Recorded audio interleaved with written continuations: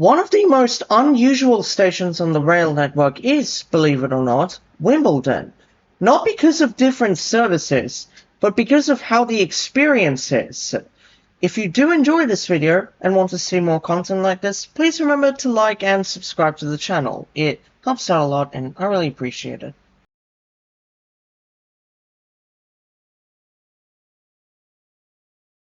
So let's start with a bit of context. Wimbledon is a major Zone 3 interchange station in the London Borough of Merton. The station has around 10 platforms, technically 11. Platforms 1 to 4 are terminating platforms for a branch of the Underground's District Line, and have services to Earl's Court, Paddington, Edgware Road, Victoria and Tower Hill. Platforms 5 to 8 are for SWR services to and from London Waterloo, but it's worth noting that on Sundays and for Wimbledon Championships, long-distance trains do stop at Wimbledon, and they use platforms 6 and 7. Platform 9 is for Thameslink services along the Sutton Loop, and they operate every 30 minutes in each direction. And Platform 10 is for the tram link from Croydon, and is split into 10A and 10B, the latter of which opened in 2015. The station is also the only instance where the Underground connects directly with the trams. And this leads me on to the reasons on why this station is unusual. For one, the tram platforms are integrated with the station itself, which would explain why the tram network was built at a low budget, primarily using old and underused rail alignments. The platform the tram uses was the starting point of rail services between West Croydon and Wimbledon, but I think it also handled Thameslink services along the Sutton Loop. The West Croydon-Wimbledon service was shut down in 1997 and was replaced with the tram network. The tram line was cut into Wimbledon to use one of the old platforms that Thameslink used, deliberately singling the Thameslink line and preventing its frequency from being increased. The fact that the tram platforms are integrated with the station is also unusual when it comes to the fare system. You see, passengers normally travelling on the tube or national rail touch on at the start and touch off at the end. But trams have a similar fare structure to buses, where you only touch on and never off.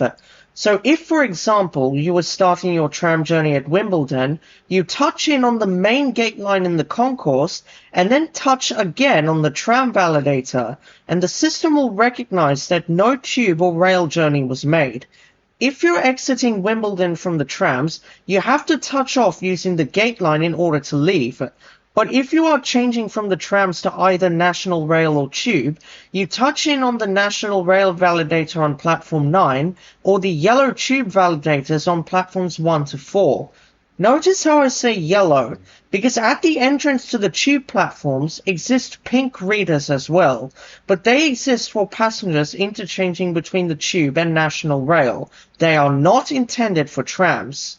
So already you can see how the fare system is a mess here.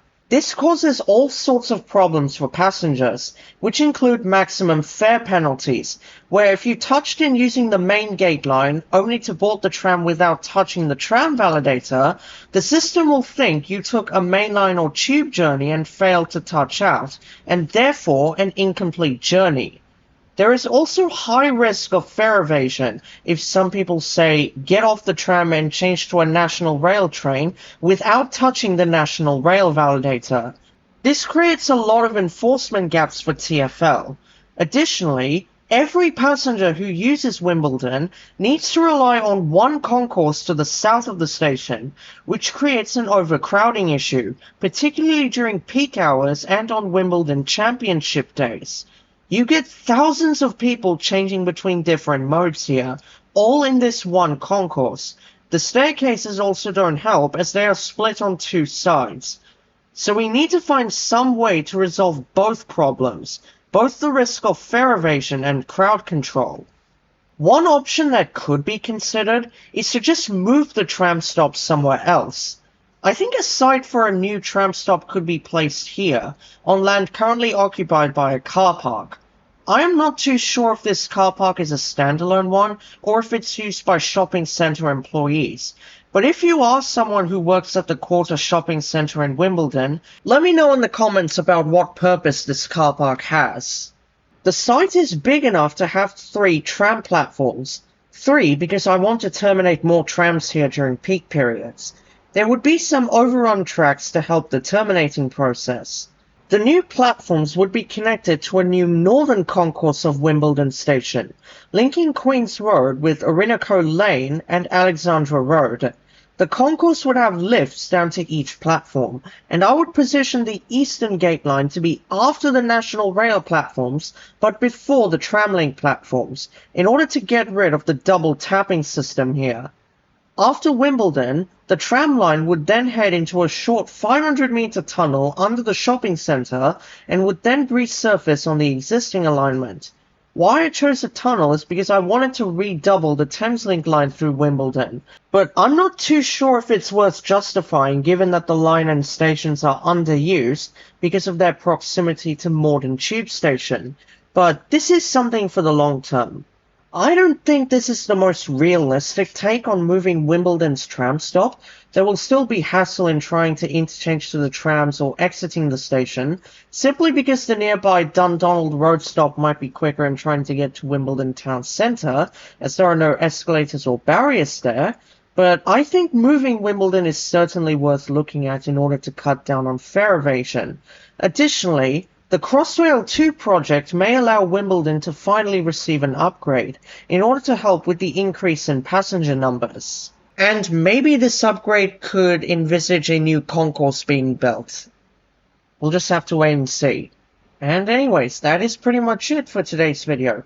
If you did enjoy this video, make sure to hit the like button and please subscribe to the channel if you want to see more content like this. As always, I'll see you all next time. Thanks for watching.